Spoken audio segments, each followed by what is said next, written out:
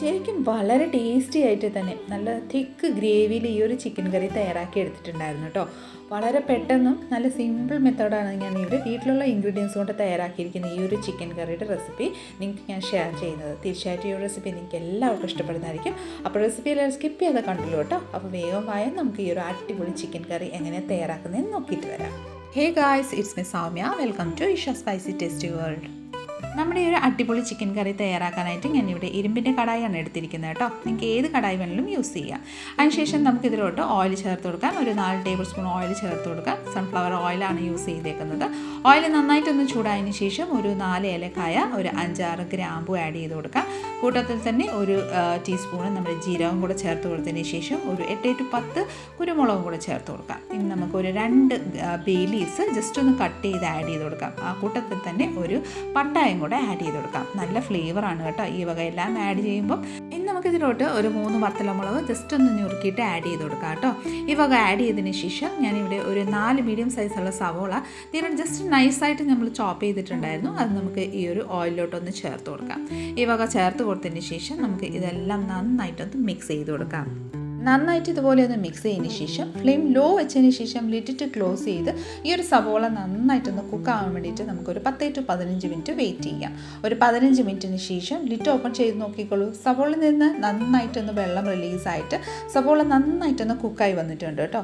Just ഒന്ന് mix ചെയ്തതിന് ശേഷം വീണ്ടും ഒരു 5 മിനിറ്റ് നമുക്ക് ലിറ്റിട്ട് ക്ലോസ് ചെയ്ത് കുക്ക് ചെയ്തെടുക്കാം.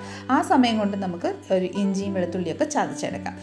അതിനായി നമുക്കൊരു മിക്സി ജാർ എടുക്കാം. മിക്സി ജാറിലോട്ട് ഒരു 15-20 അല്ലി നമ്മുടെ വെളുത്തുള്ളി ചേർത്ത് കൊടുക്കാം. ശേഷം ഒരു മീഡിയം സൈസുള്ള ഇഞ്ചി ജസ്റ്റ് ഒന്ന് ചോപ്പ് ചെയ്ത് ഇതുപോലെ ആഡ് ചെയ്ത് കൊടുക്കുന്നുണ്ട്. കൂട്ടത്തിൽ തന്നെ നമുക്ക് കുറച്ച് മല്ലിയിലയുടെ തണ്ട്, മല്ലി ഇലയല്ല മല്ലിയുടെ തണ്ട് നമുക്ക് ഇതിലോട്ടൊന്ന് ചേർത്ത് കൊടുക്കാം. ഇനി നമുക്ക് ഇതിൻ്റെ എരിവിൻ്റെ അനുസരിച്ച് പച്ചമുളക് ചേർത്ത് കൊടുക്കാം. ഞാനിവിടെ 4 പച്ചമുളക് ഒന്ന് സ്ലൈസ് ചെയ്തതിന് ശേഷം ആഡ് ചെയ്ത് കൊടുക്കുന്നുണ്ട്. ശേഷം ഒരു 2-3 ടേബിൾ സ്പൂൺ വെള്ളം കൂടെ ചേർത്ത് ഒരു നന്നായിട്ടൊന്ന് ക്രഷ് ചെയ്തെടുക്കാം കേട്ടോ. അപ്പോൾ അതൊക്കെ നന്നായിട്ടൊന്ന് ക്രഷ് ചെയ്തെടുത്തിട്ടുണ്ട്. ഇനി നമുക്ക് നമ്മുടെ ആ ഒരു സവോള ഒന്ന് ചെക്ക് ചെയ്യാം. ലിറ്റ് ഓപ്പൺ ചെയ്ത് നോക്കിക്കോളൂ. നന്നായിട്ടൊന്ന് വാടി ലൈറ്റ് ഒരു ഗോൾഡൻ ഷെയ്ഡ് ആയിട്ടുണ്ട് നമ്മുടെ ഈ ഒരു സവോള.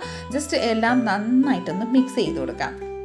നന്നായിട്ടൊന്ന് മിക്സ് ചെയ്ത ശേഷം നോക്കിക്കോളൂ, ലൈറ്റ് ഒരു ഗോൾഡൻ ഷെയ്ഡായി വന്നിട്ടുണ്ട് കേട്ടോ.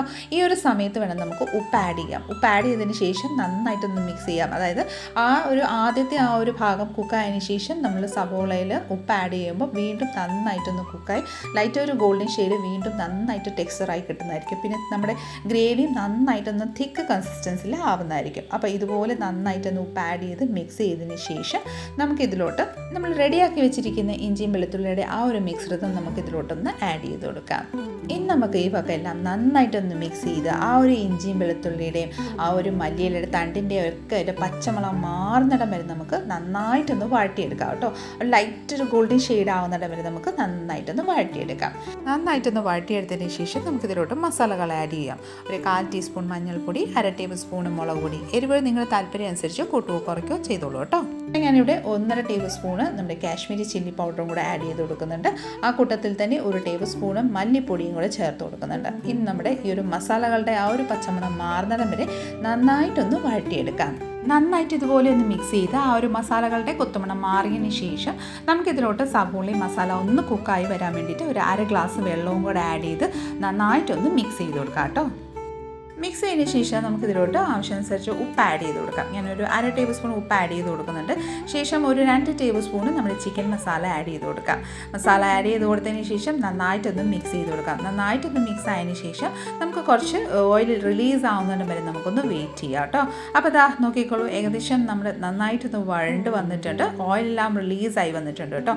ഈ സമയത്ത് നമുക്ക് ചിക്കൻ ആഡ് ചെയ്ത് കൊടുക്കാം. ഞാനിവിടെ 1 കിലോ ചിക്കൻ എടുത്തിട്ടുണ്ട്. അത് നമുക്ക് ആ പീസസ് എല്ലാം നമുക്ക് ഇതിലോട്ടൊന്ന് ആഡ് ചെയ്ത് കൊടുക്കാം. ഇനി നമുക്ക് ഈ വക എല്ലാം നന്നായിട്ട് ആ ഒരു മസാല ഗ്രേവിയിലോട്ട് നന്നായിട്ടൊന്ന് മിക്സ് ആവുന്നിടം വരെ ചിക്കൻ നന്നായിട്ടൊന്ന് മിക്സ് ചെയ്ത് കൊടുക്കാം കേട്ടോ. ഗ്രേവി ആയിട്ട് ചിക്കൻ നന്നായിട്ടൊന്ന് മിക്സ് ആയതിന് ശേഷം ചിക്കൻ ഒന്ന് വെന്ത് കിട്ടാനായിട്ട് നമുക്ക് ഇതിലൂടെ ആഡ് ചെയ്ത് കൊടുക്കാം കേട്ടോ. വെള്ളം ആഡ് ചെയ്ത് കൊടുത്തതിന് ശേഷം നന്നായിട്ടൊന്ന് മിക്സ് ചെയ്ത് കൊടുക്കാം. ഇനി നമുക്ക് ഒരു ബോയിൽ വരുന്നിടം വരെ നമുക്കൊന്ന് വെയിറ്റ് ചെയ്യാം. അതാ നോക്കിക്കോളൂ, നല്ലൊരു ബോയിലായി വന്നിട്ടുണ്ട്. ഇനി നമുക്ക് ലിഡിറ്റ് ക്ലോസ് ചെയ്ത് ഫ്ലെയിം ലോ വെച്ചതിന് ശേഷം ഒരു 15-20 മിനിറ്റ് നമുക്ക് ഇത് നന്നായിട്ട് കുക്ക് ആവാൻ വേണ്ടിയിട്ട് വെയിറ്റ് ചെയ്യാം.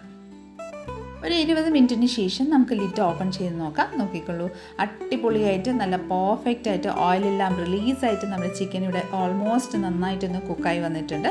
നന്നായിട്ടൊന്ന് മിക്സ് ചെയ്ത് കൊടുക്കാം കേട്ടോ. അധികം വെള്ളവും ഇല്ല, നല്ല പെർഫെക്റ്റ് ആയിട്ട് തിക്ക് ഗ്രേവിയിലാണ് നമ്മുടെ ഈ ഒരു ചിക്കൻ റെഡി ആയിരിക്കുന്നത്.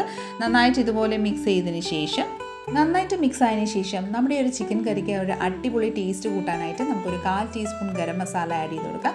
കൂട്ടത്തിൽ തന്നെ കുറച്ച് മല്ലിയില ചോപ്പ് ചെയ്ത് അതും കൂടെ ആഡ് ചെയ്ത് കൊടുക്കാം. ഈ വക ആഡ് ചെയ്തതിന് ശേഷം നന്നായിട്ടൊന്ന് മിക്സ് ചെയ്ത് കൊടുക്കാം. നന്നായിട്ടൊന്ന് മിക്സ് ആയതിനു ശേഷം സൂപ്പർ ടേസ്റ്റി ആയിട്ടുള്ളൊരു നമ്മുടെ ചിക്കൻ കറി റെഡി ആയിട്ടുണ്ട്. ഫ്ലെയിം ഓഫ് ചെയ്തതിന് ശേഷം നമുക്കൊരു സർവിങ് ബൗളിലോട്ട് സർവ് ചെയ്ത് കൊടുക്കാം.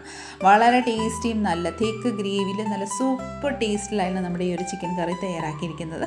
തീർച്ചയായിട്ടും ഒരു തവണയെങ്കിലും നിങ്ങൾ ഈ ഒരു രീതിയിൽ തയ്യാറാക്കി നോക്കിക്കോളൂ. നിങ്ങൾക്ക് എല്ലാവർക്കും ഇഷ്ടപ്പെടുന്നതായിരിക്കും. പെട്ടെന്നും ഈസി മെത്തേഡിൽ തയ്യാറാക്കുന്ന ഈ ഒരു ചിക്കൻ കറി വളരെ ടേസ്റ്റി ആയിട്ടും നല്ല സോഫ്റ്റ് ആയിട്ട് തന്നെയാണ് നമ്മുടെ ഇവിടെ റെഡി ആയിരിക്കുന്നത്.